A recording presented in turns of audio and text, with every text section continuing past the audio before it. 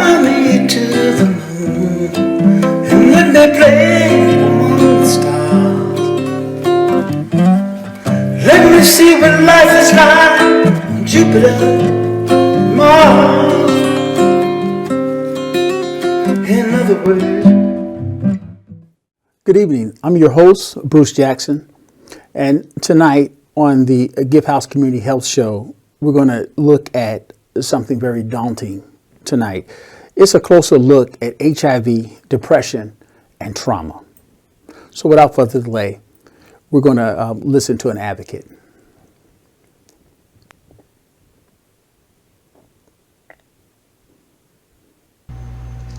Hello everyone, this is Maria Mejia. It's been a long time since I made a video blog. A lot of things have been happening in my life. Good things, not so good things. And it's really been a year of reflection and working on self. And there's like certain things that I really don't like to talk about, because I always like to portray myself as a very strong woman. But I've come to the conclusion that everyone needs help and I need help. So basically, there's a lot of positive things that have been going on in my life. I am a relentless worker and everything, but a couple of months ago, I did a very important campaign that's going to come out with Greater Than AIDS for intimate partner violence, and I had to touch on things that I felt like I had kind of healed, but I had not. Basically, I came to the conclusion that I disassociate myself from my story.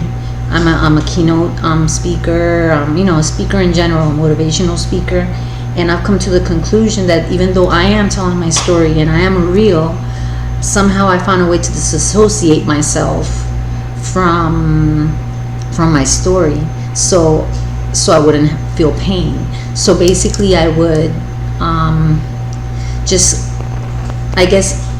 in my subconscious, I was telling the story of this girl, what happened to this girl, and to protect my own self and from pain and just things in general. I definitely didn't realize that this was happening until I did the campaign. And basically they told me straight up, Maria, we don't want the activist, we want Maria the human being. Because I was always, this is always me giving words of encouragement, helping others, but I need help. So that was the first step. So that, being a part of that campaign with so many amazing women, helped me understand that I need help badly. So after that, I entered a severe depression. It's been really hard for me. I have to put this face of smiles, and you see me smiling, and because I kind of have to. But it's okay to not smile sometimes. It's okay to say that you're not okay. It's okay to say that it's hard sometimes, because everybody thinks that people's lives is perfect, and it's not. After I did this campaign with intimate partner violence, I had to touch on my childhood, and I had to be raw. So basically, it kind of fucked me up, or excuse my language, screwed me up in the head really bad. I went into a very, very dark place that really no one knows about but a few people. I thought of taking my life. I felt worthless. I felt like I was just a burden on just like a piece of shit. And I've cried. My eyes are swollen from so much crying. And it affected every aspect of my life. Not so much my work life, but my personal life with my wife, with my family, with just everyone. I have become a person that's very secluded, and I just go out to work, to run errands, to doctor's appointments. I do try to have fun and go to concerts and this and that, but I am not taking care of the problem, which is self-care, helping myself, So I am so happy that my wife took the initiative to get us into counseling, not only couples counseling, but individual counseling, because I cannot be a good wife, and she herself cannot be a good wife or as good as we can be if we don't work on self. And she has her own issues and I have my own issues. So I'm here to tell you basically that it is okay to say, you know what, I feel depressed, I feel sad, and go through all these emotions and all these feelings. HIV, it's part of our lives, but if I really when I come to think about it, it is a hard thing. But HIV is not my problem. It's part of course, it's a hard thing to live with, and I have a lot of pressure in many aspects that people just don't understand. Sometimes I get so much desperate people needing help, pleading, wanting help, and I am myself sinking. I'm in that hole.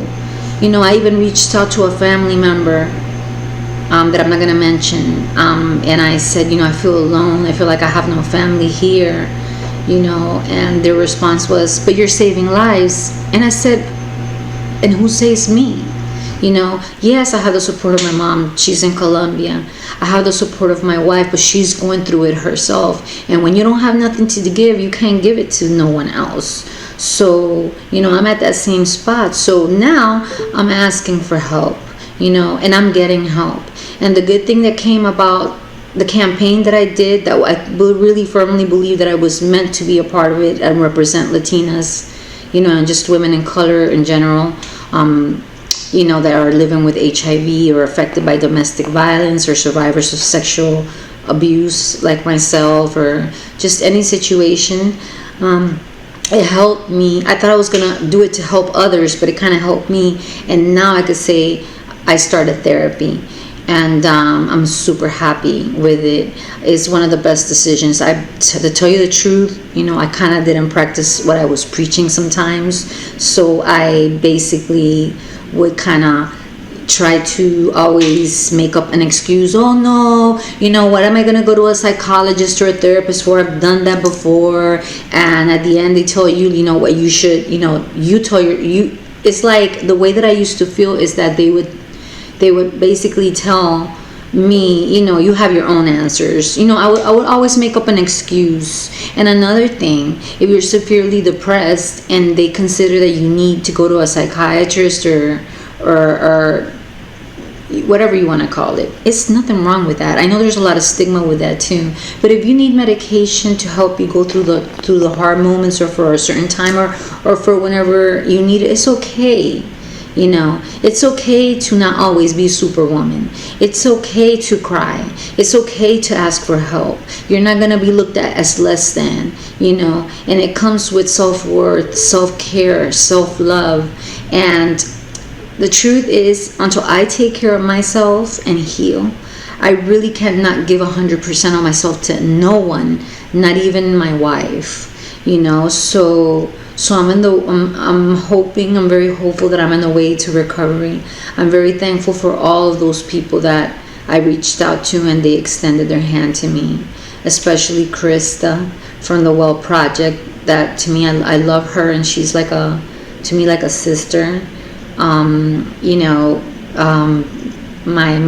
one of the administrators from the international group, Nina, Susan, Martha Lang, and just many people that I've reached out to, Sean Black, and I'm sorry if I'm forgetting anyone. Of course, my wife, my mother, that actually saved my life one day that I was actually saying goodbye to her, and I was waiting for Lisa to leave to do some errands, and I was going to kind of end the pain, and I'm thankful that I didn't,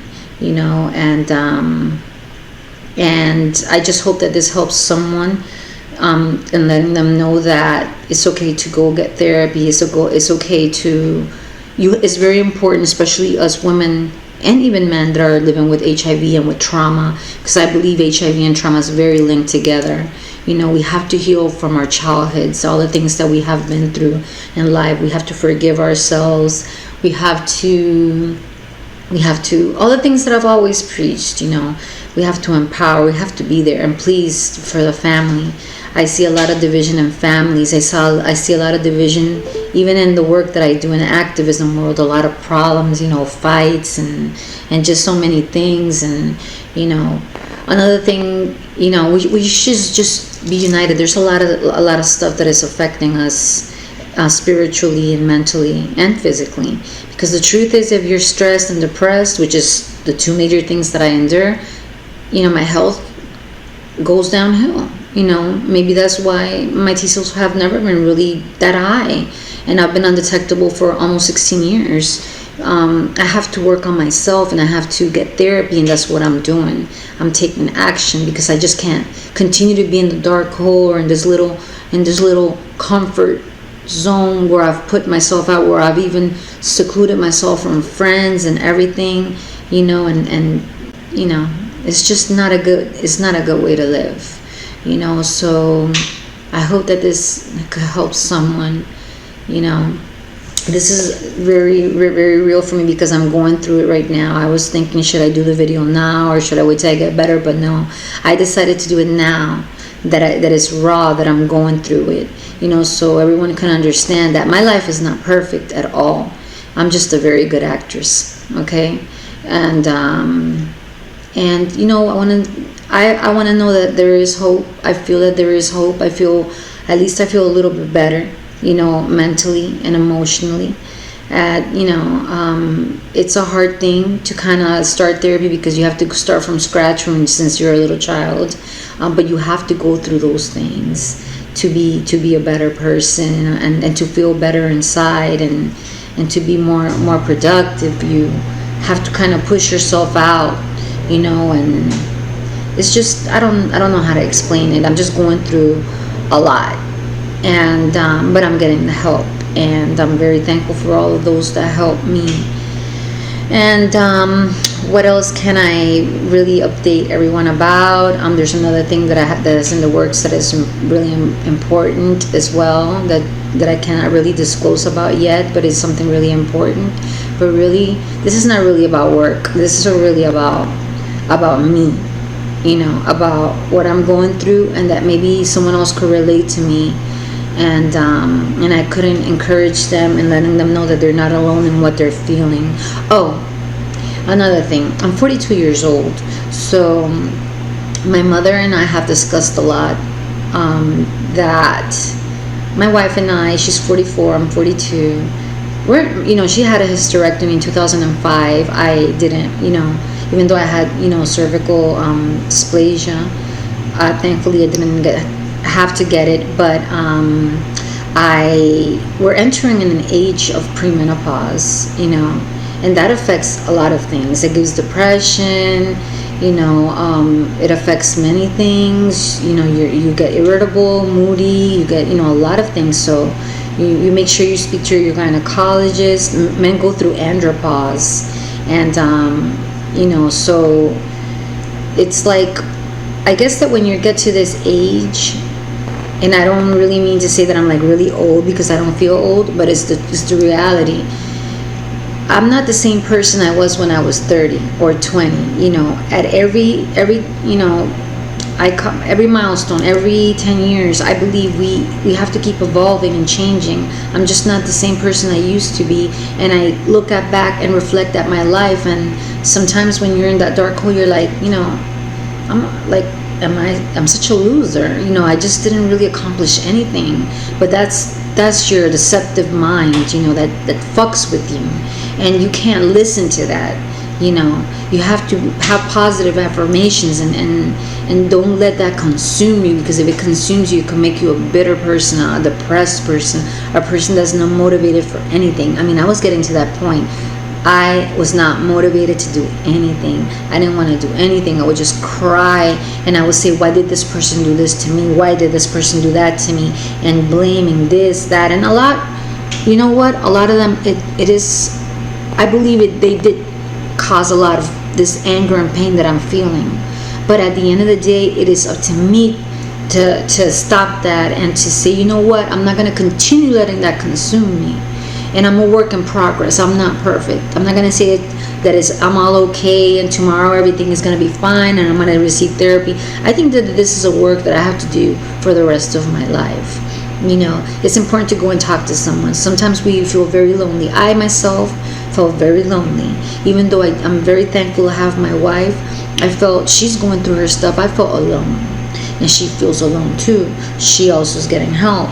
You know, so you're not the only one that's out there. If you're feeling alone and that no one gives a damn and that you're giving and giving and you're not receiving, you know, you're not the only one that feels that way.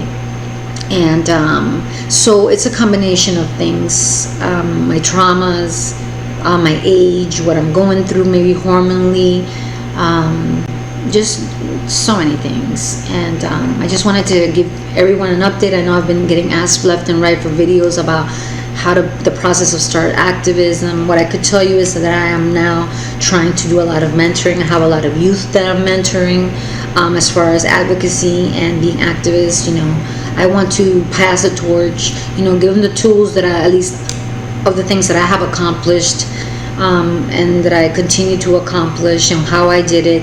And hopefully they could be even better than me and, you know, create a change and be visionaries and etc., etc. But one of the most important things, I guess, now that I will speak to them about is, you know, are you taking care of you? Are you, you know, deal all the traumas and things that you're going through? Because HIV could be very traumatic as well. You know, I'm not minimizing HIV. This, as I've always said, HIV is a bitch, and it always will be a bitch. You know, I am absolutely tired living with HIV for 26 years. You know, I know people that have been living with it for 30, 33, you know, those are my inspirations. But, you know, taking those meds, and I am so thankful to God that I have the medicine. But it is not easy. So those out there that are listening to me, that are not living with HIV, there's ways to protect yourself. If you don't want to use a condom, at least take PrEP. PrEP is a pill that your doctor will prescribe you. That, and I'm not saying to not use condoms because I'm pro condoms. I'm pro using PrEP and condoms. You know, PrEP is a pill that you take. If you are going to have unprotected sex, it prevents you from getting HIV. And another thing, if you are already living with HIV and you're undetectable, and if you have unprotected sex, you're not only saving yourself by being undetectable, that means that the virus is in your blood, but it's not, it's hiding, it's dormant. So you're saving your life and you're saving other people's lives. But I promote that with condom use.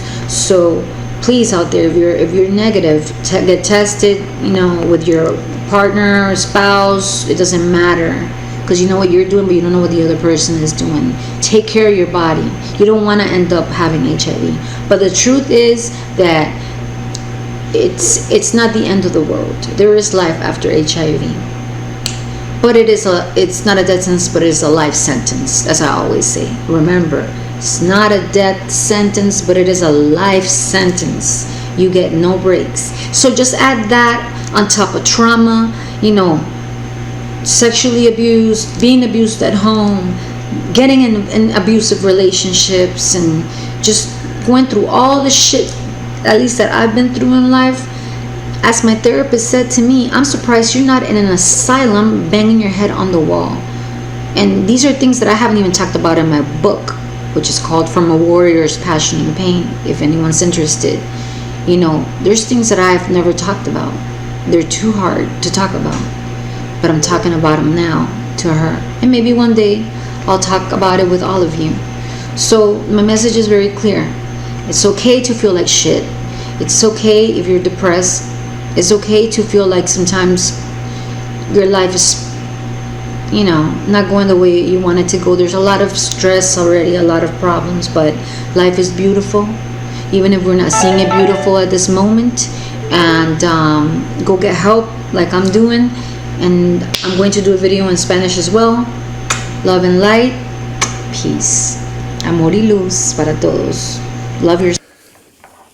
As we see here, the advocate was referring to many of the comorbidities that impact people with HIV. We're going to go over 5 of them with our time. The metabolic syndrome and cardiovascular disease is number one. The metabolic problems occur when the body is unable to break down and use proteins, fats, and carbohydrates. The prevalence of metabolic dysfunction that resemble metabolic syndrome is higher for people with HIV. These conditions predict an increased risk of cardiovascular disease, which is a term used to describe disease that affects the heart and the blood vessels. One study looked at whether people age 18 or older living with HIV had higher rates of comorbidities compared to people without HIV. The results show that people with HIV were more likely to have chronic long-term conditions such as diabetes, high blood pressure, and high cholesterol, and even chronic kidney disease. The second one, and this leads to depression, liver disease. Another chronic health condition, liver disease, is among the leading cause of non-AIDS-related death in people with HIV. And these are co-infections with hepatitis B and hepatitis C virus. HVV and HCV is common in people with HIV. For example, 5% to 25% of those with HIV may be co-infected with HVV, and 30% may have HCV. And there are others, which are cancer, and this is also age-related comorbidities. And we have the fifth one, which is COVID-19. And right now, research is still ongoing regarding COVID-19 and its effect on people with HIV. But we'll talk about that more when I'll be back next month in December. And we will look at other comorbidities and how it impacts people with HIV and how it can lead to depression. In the meantime, what you want to do, if you know someone who want to get tested or you want to get tested, there's our email at the bottom of the screen. Reach out to us or we'll get you tested. But most importantly, it's important that you know your status. So keep yourself safe and keep your friends and loved ones safe. Until next time, good night.